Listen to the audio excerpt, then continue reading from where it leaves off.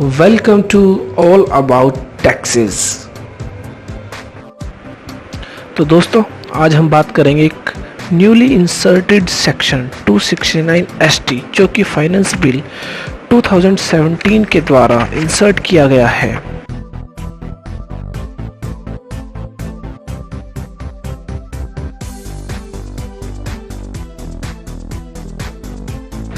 दोस्तों, cash transactions को रोकने के लिए पहले भी बहुत से कदम उठाए जा चुके हैं। एक और बहुत बड़ा कदम उठाया गया है कैश ट्रांजैक्शंस को कम करने के लिए, या ये कहें कि बहुत ज़्यादा कम करने के लिए। दोस्तों, 269 ST से पहले भी कुछ सेक्शंस हैं जो कैश ट्रांजैक्शंस को रोकने की कोशिश करते हैं, लेकिन वो सभी सेक्शंस बहुत अच्छी तरह से कैश ट्रांजैक्शंस को नहीं रोक पाए। तो सरकार का ये एक और कदम है कैश ट्रांजैक्शंस को कम करने के लिए। It is proposed to insert section 269 ST in the Act to provide that no person shall receive an amount of 3 lakh rupees or more in aggregate from a person in a day in respect of a single transaction or in respect of transactions relating to one event or occasion from a person otherwise than by an account pay check or account pay bank draft or use of electronic clearing system through a bank account. Section 269 ST कहता है कोई भी व्यक्ति receive नहीं करेगा, प्राप्त नहीं करेगा 3 लाख रुपीस, 3 लाख रुपए और उससे ज़्यादा इन aggregate from a person in a day, एक व्यक्ति से एक दिन में कुल मिलाकर 3 लाख और 3 लाख से ज़्यादा प्राप्त नहीं करेगा। Number 2, in respect of a single transaction, एक ट्रांजैक्शन के रिस्पेक्ट में 3 लाख या 3 लाख से ज़्यादा कैश में रिसीव नहीं करेगा। Number 3, in respect of transactions relating to one event or occasion from a person, एक इवेंट और ओकेजन्स के रिस्पेक्ट में जितनी भी ट्रांजैक्शंस होती हैं, एक व्यक्ति से 3 लाख और 3 लाख रुपए से ज़्यादा रिसीव नहीं करेगा otherwise than by an account pay check or account pay bank draft or use of electronic clearing system through a bank account।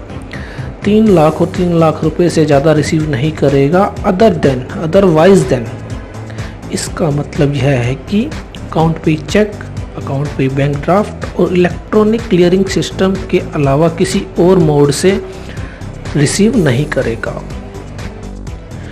It is also proposed to insert new section 271DA in the Act to provide for levy of penalty on a person who receives a sum in contravention of the provision of the proposed section 269 ST. The penalty is proposed to be a sum equal to the amount of such receipt। साथ ही एक नया section 271DA लाया गया जो कि कहता है कि अगर आप 269 ST के प्रोविजंस का कॉन्ट्रावेंशन करते हैं, उल्लंघन करते हैं, तो आपको पेनल्टी देनी होगी और पेनल्टी होगी जितनी आप अमाउंट रिसीव करते हो उसके बराबर। दोस्तों, 269 ST को समझने से पहले हम समझते हैं जो पहले जो सेक्शन लाए गए हैं कैश ट्रांजैक्शंस को बंद करने के लिए, कैश ट्रांजैक्शंस को कम करने के लिए। पहले हम उन सेक्शंस को समझते हैं, उन सेक्शंस में क्या प्रोविजंस दिए गए हैं और क्यों वो सेक्शन पूरी तरह से ना वो काम नहीं कर पाए जो उनको करना चाहिए था,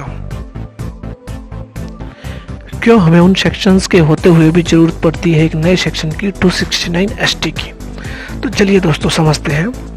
इससे पहले जो सेक्शन लाए गए वो है section 40A3, section 269 SS and 269 T।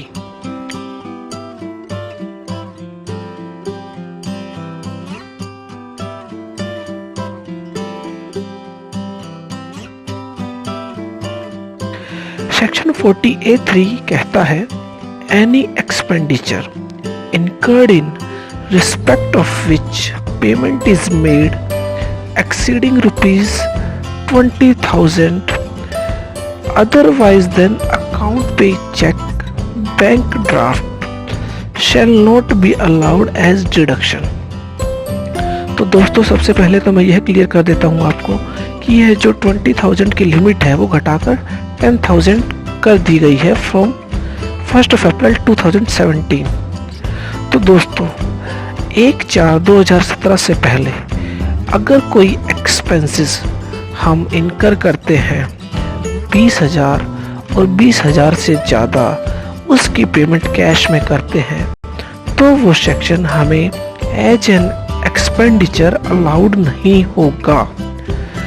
दोस्तों ये लिमिट 10,000 कर दी गई है 1/4/2017 से। इसका मतलब यह है कि 1/4/2017 के बाद अगर हम कोई एक्सपेंडिचर करते हैं और उसकी हम पेमेंट कैश में करते हैं 10,000 या 10,000 से ज़्यादा तो वो एक्सपेंडिचर हमें अलाउड नहीं होगा। तो दोस्तों जैसा कि ये सेक्शन दिखा रहा है कि कोई भी एक्सपेंसेस अगर हम इनकर करते हैं और उसकी कैश पेमेंट करते हैं 10,000 और 10,000 से ज़्यादा तो वो हमें अलाउड नहीं होगा। दोस्तों इस सेक्शंस की सबसे बड़ी लिमिटेशंस यही थी कि ये जो सेक्शन है वो इन रिगार्ड टू एक्सपेंडिचर ही एप्लीकेबल होता है और एक्सपेंडिचर की बात वहाँ आती है जहाँ पर कोई बिजनेस एक्टिविटीज़ होती है, जहाँ पर हमें एज एन एक्सपेंडिचर उसे क्लेम करना होता है, उसे खर्चा क्लेम करना होता है। तो दोस्तों अगर मैं बात कहूँ किसी पर्सनल एक्सपेंसेस की जो हम इनकर करते हैं लेकिन उसकी पेमेंट हम 10,000 या 10,000 से ज़्यादा कैश में कर देते हैं तो 40A(3) वहाँ एप्लीकेबल नहीं हो पाता। दूसरी जो सबसे बड़ी बात है splitting of high value transaction into several cash payments. दोस्तों इस सेक्शन में जो कहा गया है वो कहा गया है कि हम एक दिन में 10,000 या 10,000 से ज़्यादा जो कि पहले 20,000 था उससे ज़्यादा हम पेमेंट कैश में नहीं कर सकते।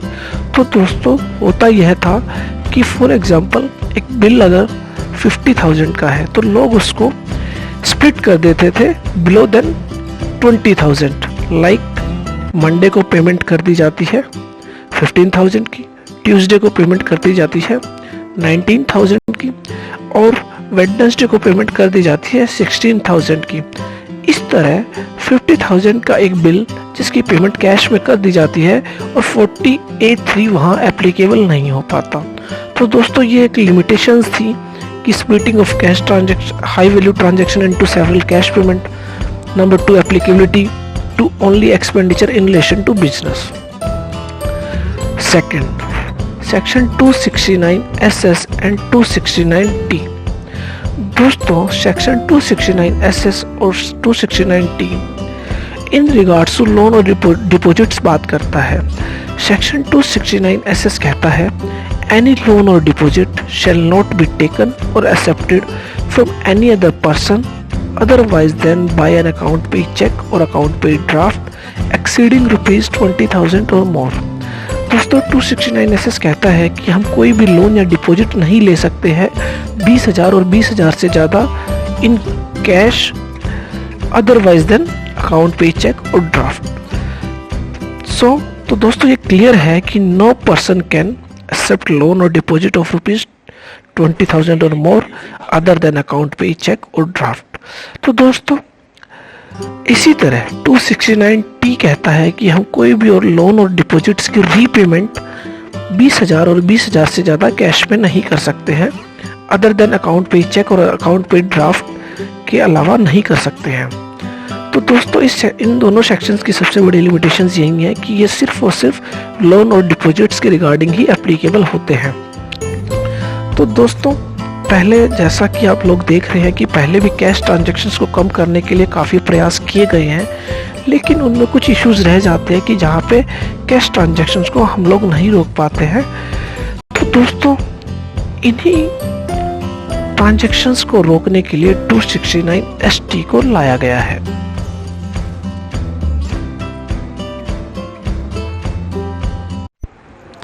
तो चलिए दोस्तों अब डिटेल में एनालिसिस करते हैं सेक्शन 269 ST का। No person shall receive an amount of rupees 3 lakh or more in aggregate from a person in a day or in respect of a single transaction or in respect of transaction relating to one event or occasion from a person otherwise than by an account pay check or an account pay bank draft or use of electronic clearing system through a bank account, provided that the provision of this section shall not apply to any receipt by government or any banking company, post office, saving bank or cooperative banks. Number 2. Transaction of the nature referred to in section 269 SS. Number 3. Such other persons or class of persons or receipts which the central government may by notification in the official gazette specify. Section 271 DA. If a person receives any sum in contravention of the provision of section 269 ST, he shall be liable to pay by way of penalty a sum equal to the amount received, provided that no penalty shall be imposable if such person proves that there were good and sufficient reason for the contravention. एक plane reading लेते हैं इस section की। कोई भी व्यक्ति receive नहीं करेगा 3 लाख रुपए और उससे ज़्यादा। दोस्तों, इनिशियली फाइनेंशियल बिल 2017 में यह लिमिट 3 लाख रुपए 3 लाख रुपीस प्रपोज की गई थी, लेकिन आफ्टर दैट इसे रिड्यूस करके कम करके 2 लाख रुपए कर दिया गया था। Finance Bill 2017 proposed this limit to be rupees 3 lakh or above, but the Government of India made amendment in the Finance Bill 2017 and reduced this limit to rupees 2 lakh in Finance Act 2017, passed and notified on 31st March 2017। तो इसका मतलब यह है कि अब यह limit 2 lakh रुपए कर दी गई है। तो कोई भी व्यक्ति रिसीव नहीं करेगा 2 लाख रुपए और 2 लाख रुपए से ज़्यादा इन aggregate from a person in a day, किसी भी एक व्यक्ति से एक दिन के अंदर कुल मिलाकर, और in respect of a single transaction और किसी भी सिंगल ट्रांजैक्शन के रिस्पेक्ट में, in respect of transaction relating to one event और ओकेजन फ्रॉम ए पर्सन, किसी भी एक इवेंट और ओकेजन के रिस्पेक्ट में जितनी भी ट्रांजैक्शंस होती हैं, उन ट्रांजैक्शंस के लिए किसी भी एक व्यक्ति से रिसीव नहीं करेगा 2 लाख और 2 लाख रुपए से ज़्यादा, otherwise than by an account payee cheque और an account payee bank draft और use of electronic clearing system through a bank account. Account payee bank draft, account payee cheque और इलेक्ट्रॉनिक क्लियरिंग सिस्टम के अलावा किसी भी other mode से 2 लाख रुपए और 2 लाख रुपए से ज़्यादा रिसीव नहीं करेगा। दोस्तों, यह सेक्शन 269 ST इफेक्टिव फ्रॉम 1 अप्रैल 2017। इसका मतलब यह है कि आज की डेट में यह सेक्शन एप्लीकेबल हो चुका है। 1/4/2017 के बाद आपको यह देखना होगा कि आप किसी भी व्यक्ति से 2 लाख या 2 लाख रुपए से ज़्यादा रिसीव तो नहीं कर रहे हो। No person. दोस्तों, इनकम टैक्स के अंदर पर्सन की डेफिनेशन दी गई है। इसका मतलब यहाँ पर उन सभी को कवर किया गया है जो उस डेफिनेशन में आते हैं, like individual, HUF, firm, company, AOPs, Association of Persons, BOI, Body of Individuals, Local Authorities, other artificial judicial persons. इसका मतलब यह सेक्शन सभी पर्सन्स पर एप्लीकेबल होता है। नो पर्सन, दोस्तों यह कहीं भी मेंशन नहीं है कि उस पर्सन के पास, उस व्यक्ति के पास पैन नंबर होना चाहिए या नहीं होना चाहिए। That means it is irrelevant that he is having PAN और नॉट। दोस्तों आगे कहा गया है कि रिसीव नहीं करेगा, तो सबसे बड़ी बात यह है कि यह सेक्शन जब एप्लीकेबल होगा तो वो रिसीविंग एंड पर एप्लीकेबल होगा। इसका मतलब जो व्यक्ति अमाउंट रिसीव कर रहा है यह सेक्शन उस पर एप्लीकेबल होगा, ना कि जो व्यक्ति पेमेंट कर रहा है उस पर एप्लीकेबल होगा। जैसा कि हमने सेक्शन 40A3 पर देखा था, 40A3 के अंदर जो सेक्शन था वो सेक्शन पेमेंट करने पर एप्लीकेबल हो रहा था, लेकिन यहाँ पर ये जो सेक्शन है वो रिसीव करने पर एप्लीकेबल हो रहा है। The restrictions under section 269 ST is only on receipt of money and not on payment of money. Therefore, penalty under section 271DA on violation of these provisions shall be leviable only on the person receiving the money and not on the person paying the money. इसका मतलब जो penalty लगेगी 271DA की वो उस व्यक्ति पर लगेगी जो रिसीव करता है, ना कि जो पेमेंट करता है। और एक बात, इस सेक्शन में कहीं भी यह नहीं लिखा गया है कि व्हाट टाइप ऑफ रिसिप्ट। इसका मतलब यह है कि कोई भी व्यक्ति अगर कैश रिसीव करता है, चाहे वो कैपिटल नेचर की रिसिप्ट हो या रिवेन्यू नेचर की रिसिप्ट हो, यह सेक्शन एप्लीकेबल हो जाएगा। Section 269 ST applies if any type of receipt of ₹2 lakh और above is received in cash with effect from 1 April 2017 whether it is capital in nature or revenue in nature. Second thing, the character of receipt is irrelevant. इसका मतलब यह है कि हम किस character की receipt receive कर रहे हैं या इररेलेवेंट है। इसका मतलब यह है कि चाहे हम टैक्सेबल रिसिप्ट, चाहे वो टैक्सेबल रिसिप्ट हो या फिर एग्जेम्प्ट रिसिप्ट हो, यह इमैटेरियल है। अगर हम कोई एग्जेम्प्ट इनकम भी रिसीव कर रहे हैं कैश में 2 लाख और 2 लाख रुपए से ज़्यादा, तो भी यह सेक्शन एप्लीकेबल हो जाएगा। The character of receipt is irrelevant, that is exempt income or taxable income etc. There is no exemption even for sale of agricultural produce. Thus even if farmer sells produce for ₹2 lakh or above, he cannot receive in cash. दोस्तों यह कहीं भी नहीं लिखा गया कि exempt income हम अगर रिसीव करते हैं तो यह सेक्शन एप्लीकेबल नहीं होगा। इसका मतलब अगर हम कोई एग्जेम्प्ट इनकम भी रिसीव करते हैं तो यह सेक्शन एप्लीकेबल होगा। फॉर एग्जांपल, अगर कोई फार्मर अपने एग्रीकल्चर प्रोड्यूस को मार्केट में जाकर बेचता है और 2 लाख या 2 लाख रुपए से ज़्यादा कैश में रिसीव करता है, तो भी उस पर यह सेक्शन एप्लीकेबल हो जाएगा। Number 3, the restriction of receipt of money in cash of ₹2 lakh और above in cash is applicable irrespective of purpose of accepting amount, whether it is for business purpose or it is for personal purpose or as a trustee, custodian etc. दोस्तों यह कहीं भी नहीं लिखा गया कि जो रिसिप्ट है वो बिजनेस पर्पस की है या पर्सनल पर्पस की।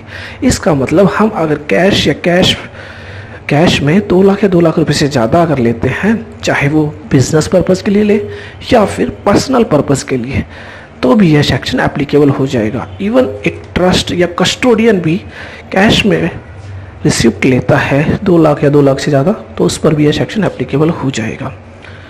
Restriction of receipt of money in cash of ₹2 lakh or above in cash is applicable irrespective of the fact that whether the receipt is with or without consideration.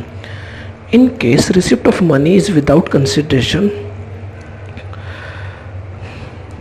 in that case 269 ST is also applicable. There will be dual impact. 1. Charge of tax under section 56 in special cases as well as levy of penalty under section 271DA.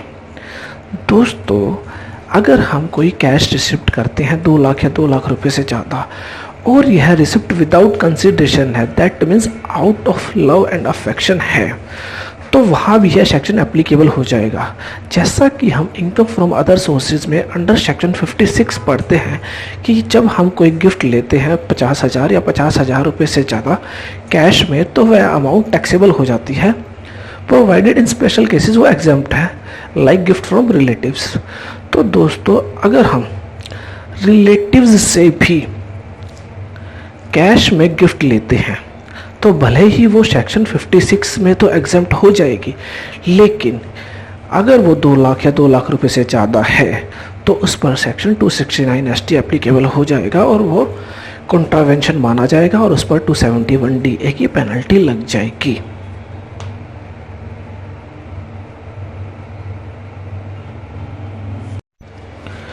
दोस्तों आगे देखते हैं।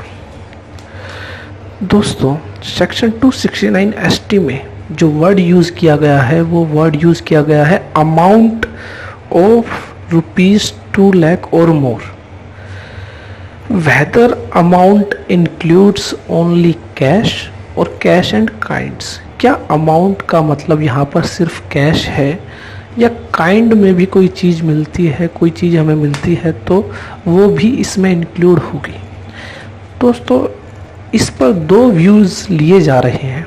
Number 1, the word used in section 269 ST is receipt of an amount and not sum. जैसा कि हमने section 40A3 में देखा था तो वहाँ पर जो वर्ड यूज़ किया गया था, वहाँ पर वर्ड यूज़ किया गया था sum or sum of money. और सेक्शन 269 SSB जो वर्ड यूज़ करता है वो है sum of money, that means only money and not in kind. जबकि यहाँ पर जो वर्ड यूज़ किया गया है वो अमाउंट वर्ड यूज़ किया गया है, तो इसका मतलब यह हो सकता है कि यहाँ पर काइंड को भी, किसी अन्य वस्तु को भी कवर करने के लिए वर्ड अमाउंट यूज़ किया गया हो। लेकिन दोस्तों अगर हम फाइनेंस बिल 2017 पर जाते हैं और जो बजट में जो स्पीच हमारे फाइनेंस मिनिस्टर ने कही थी, अगर हम उस पर जाते हैं तो यहाँ पर अमाउंट का मतलब सिर्फ और सिर्फ कैश से होना चाहिए।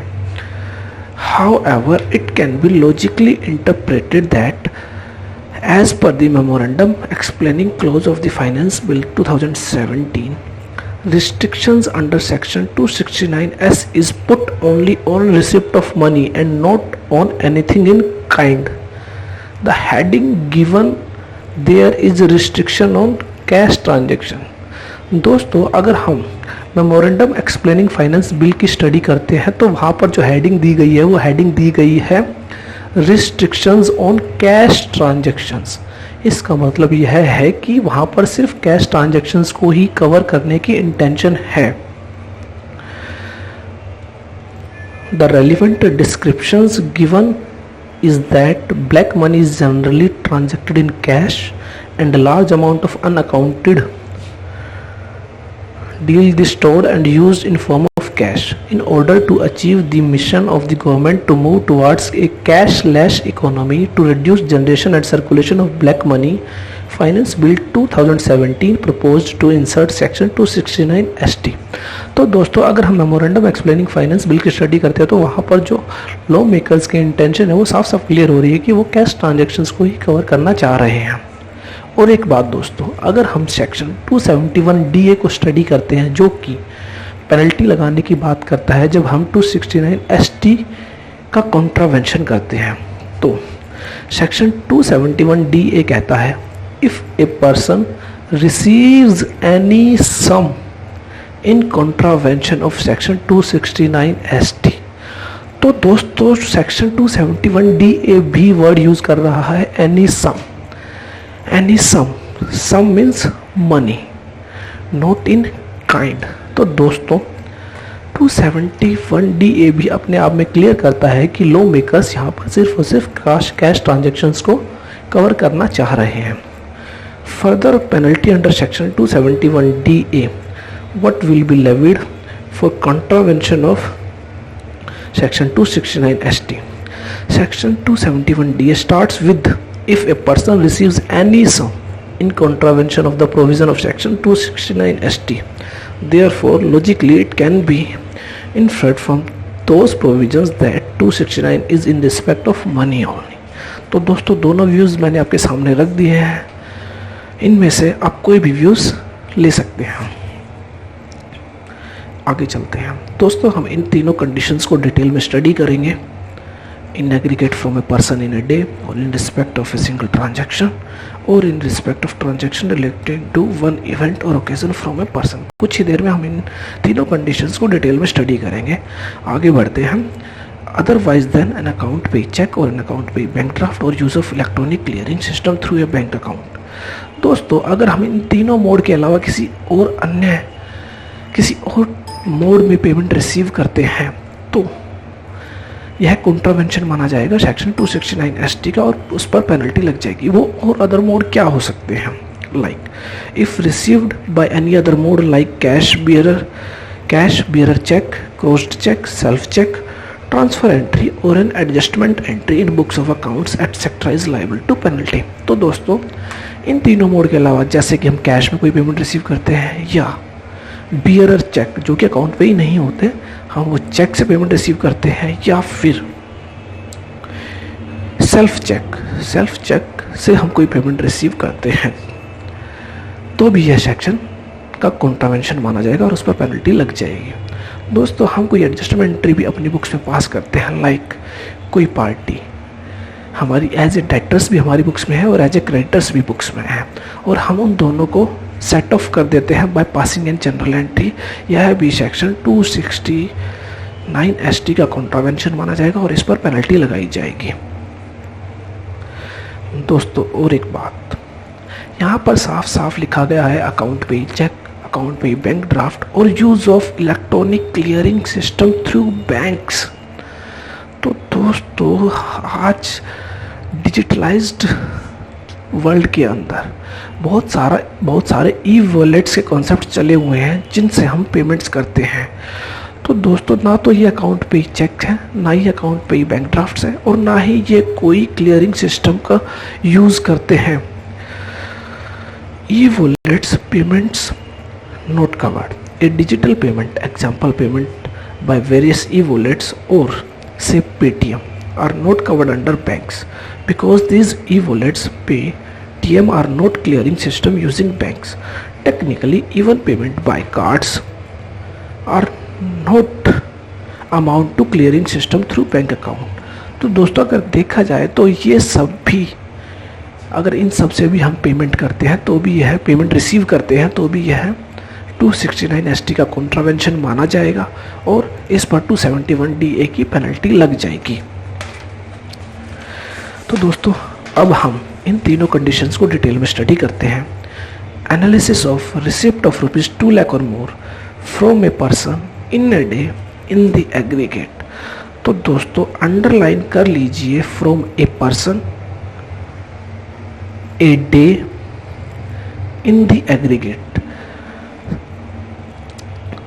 ये तीनों word from a person, in a day, in the aggregate, ये तीनों पर्सन बहुत ही इम्पोर्टेंट है इस कंडीशन को समझने के लिए। दोस्तों हम किसी भी एक व्यक्ति से एक दिन के अंदर कुल मिलाकर 2 लाख या 2 लाख से ज़्यादा रिसीव करते हैं। तो दोस्तों इनमें कौन कौन से केसेस कवर होते हैं आइए देखिए। Let's say in case 1 mister B mister A से रिसीव करते हैं 2 लाख या 2 लाख रुपए से ज़्यादा इन ए सिंगल डे। तो दोस्तों ये तो सीधा सीधा क्लियर होता है कि 269 ST का कॉन्ट्रावेंशन है और liable to penalty under section 271 DA है।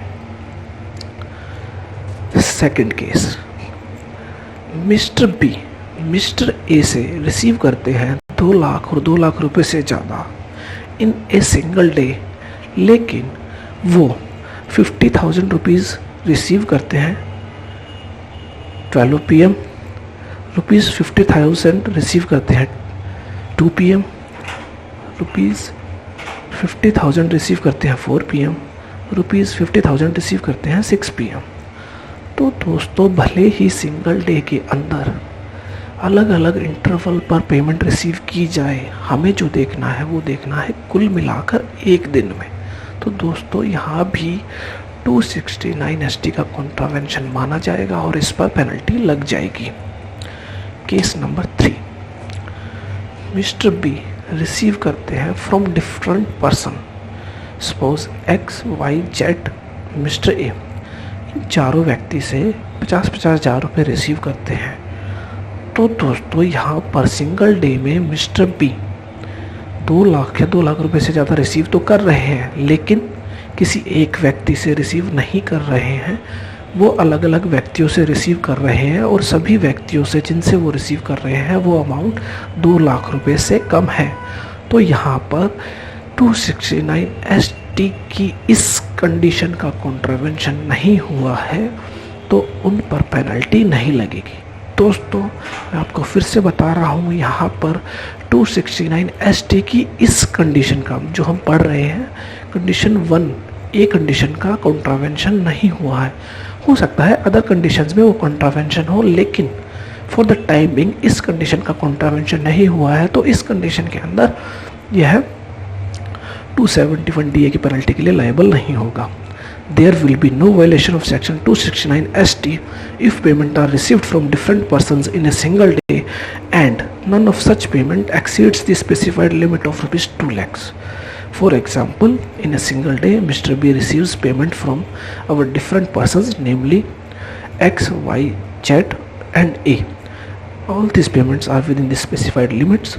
Then even though in aggregate total receipt exceeds the limit of rupees 2 lakh, the section would not be attracted under this condition. तो दोस्तों अगर हम एक व्यक्ति से एक दिन में 2 लाख या 2 लाख रुपए से ज़्यादा कुल मिलाकर रिसीव करते हैं तो वह 269 ST का कॉन्ट्रावेंशन माना जाएगा। अब दूसरी कंडीशन पर आते हैं। Second condition, analysis of receipt of rupees 2 lakh or more in respect of a single transaction। दोस्तों अगर हम एक सिंगल ट्रांजैक्शन के रिगार्डिंग 2 लाख या 2 लाख रुपए से ज़्यादा कैश या कैश रिसीव करते हैं तो वह कॉन्ट्रावेंशन माना जाएगा। दोस्तों सबसे पहली बात तो यह है कि अगर आप इस सेकंड कंडीशन को देखोगे तो यहाँ पर लिखा हुआ है इन respect of a single transaction. यहाँ पर कोई भी वर्ड यूज़ नहीं किया गया है फ्रॉम ए पर्सन।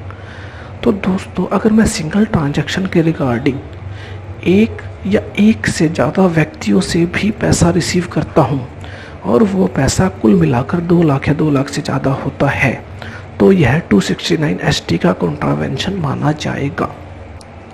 सपोज एक सेलर है जो बायर को अपनी कोई वस्तु बेचता है जिसका सेल इनवॉइस 3.5 लाख रुपए है, 3,50,000 रुपीज़, और वो बायर डिफरेंट डेज पर डिफरेंट पेमेंट्स करता है। लाइक मंडे को 1,50,000, ट्यूसडे को 1 लाख, वेडनेसडे को ₹1 लाख। तो दोस्तों अगर मैं पहली कंडीशन की बात करूं तो यहाँ पर जो सेलर है वो रिसीव कर रहा है बायर से अलग अलग दिन के अंदर, वो किसी भी एक सिंगल डे के अंदर 2 लाख या 2 लाख रुपए से ज़्यादा रिसीव नहीं कर रहा है। तो देखा जाए तो यह, अगर मैं पहली कंडीशन की बात करूं तो यह 269 ST का कॉन्ट्रावेंशन नहीं माना जाएगा। लेकिन दोस्तों अगर मैं second condition receipt of ₹2 lakh or more in respect of a single transaction की बात करूं तो यह कॉन्ट्रावेंशन माना जाएगा, क्योंकि यह एक सेल इनवॉइस के रिगार्डिंग, एक इनवॉइस के रिस्पेक्ट में यह पेमेंट रिसीव की जा रही है और वो 2 लाख और 2 लाख रुपए से ज़्यादा है तो यह कॉन्ट्रावेंशन माना जाएगा, भले ही वो डिफरेंट डेज पर रिसीव की गई हो। This case will not covered in condition 1, that is receipt of ₹2 lakh or more from a person in a day in the aggregate, as cash is received on different date, not on a single day.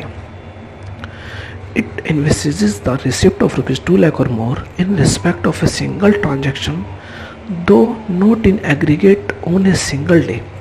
To illustrate, if Mr. A receives a sum of ₹3,50,000 in respect of a single transaction, for example sale of goods, in cash in single bill, in 3 installment of ₹1.5 lakhs, and 2 installment of rupees 1 lakh each on different dates, then obviously it will not fall under first coverage, as aggregate is out of question being payments received on different dates. But if such payments are received in respect of a single transaction, say for a single sale bill, such receipt would fall under this category or prohibited transactions, even though none of this receipt was rupees 2 lakh or more.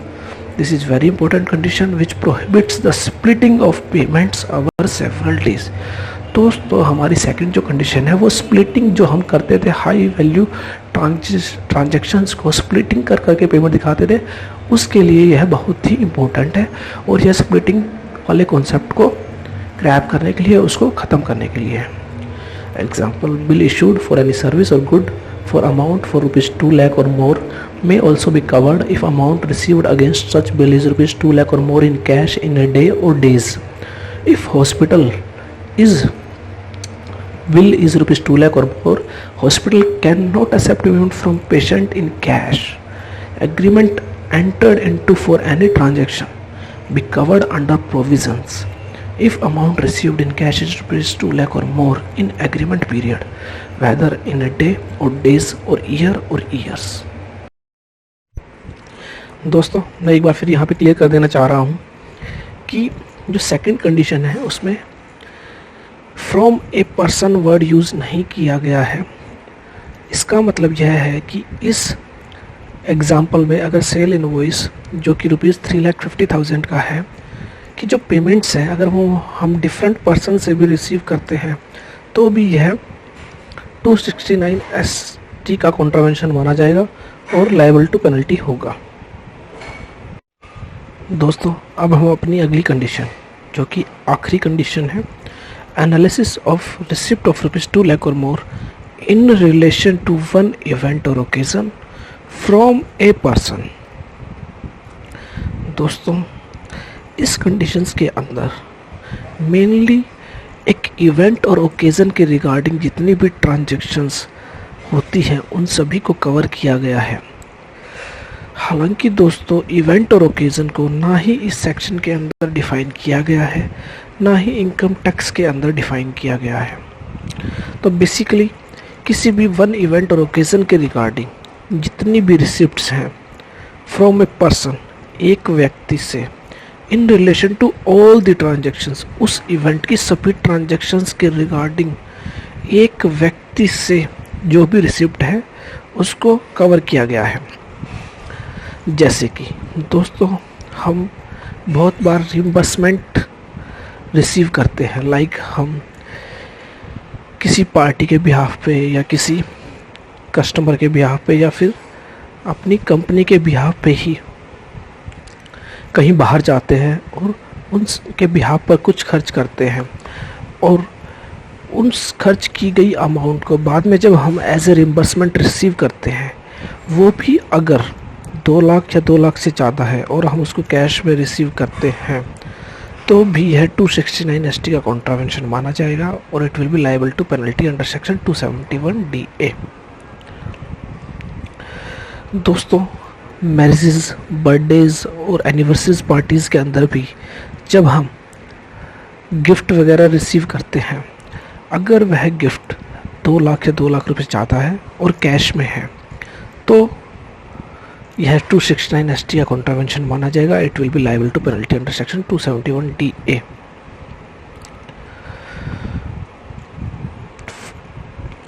दोस्तों एक अच्छा सा example लेते हैं.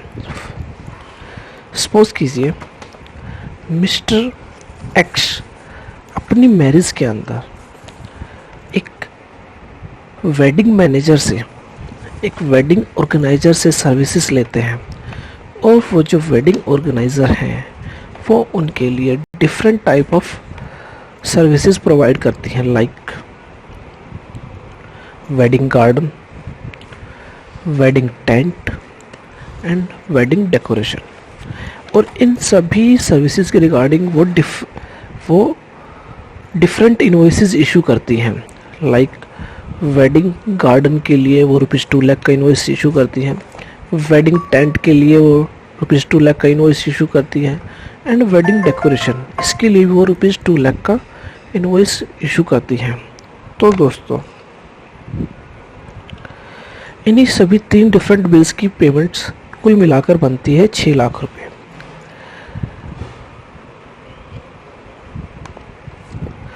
दोस्तों ये सभी तीनों ट्रांजैक्शंस एक ही इवेंट और एक ही ओकेज़न के रिगार्डिंग है।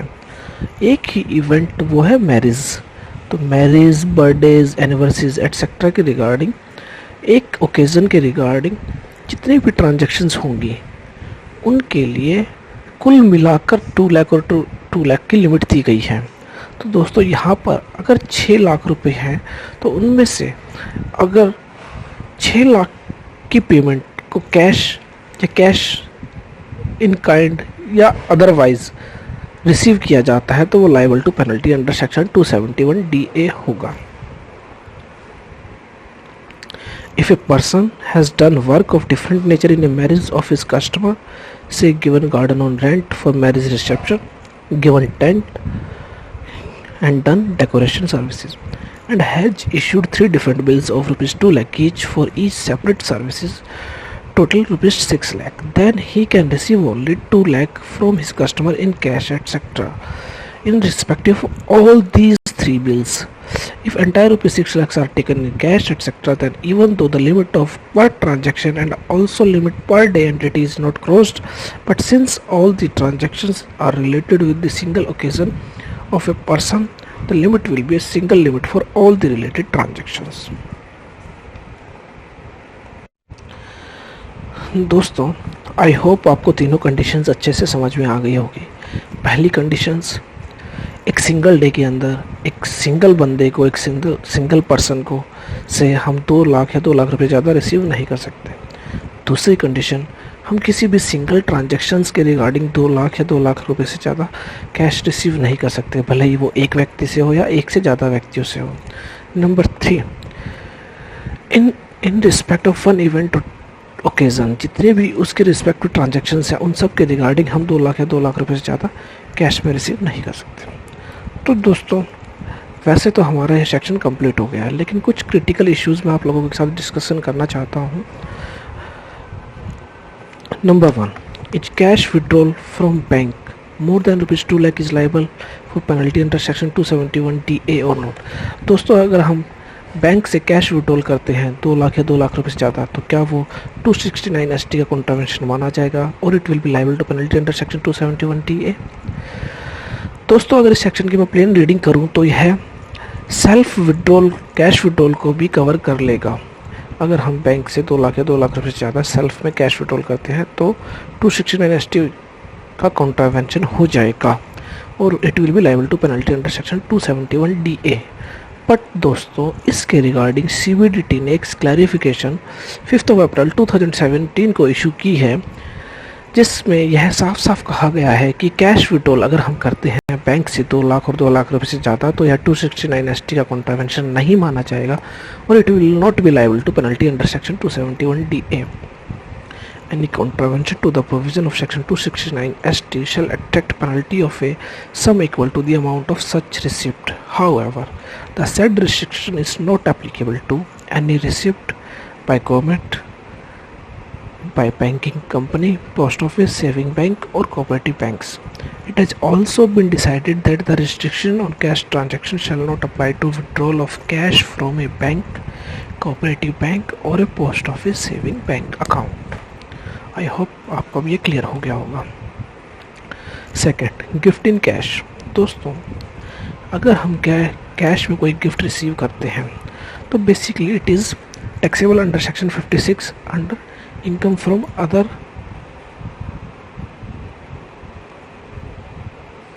Sources.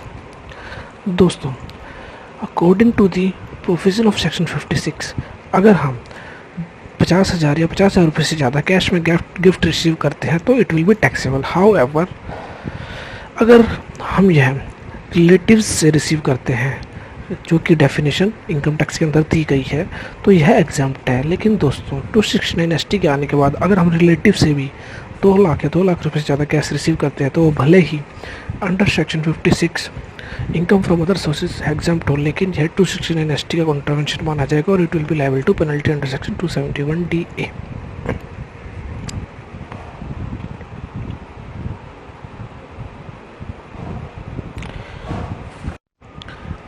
Thanks for watching my video. Must subscribe for more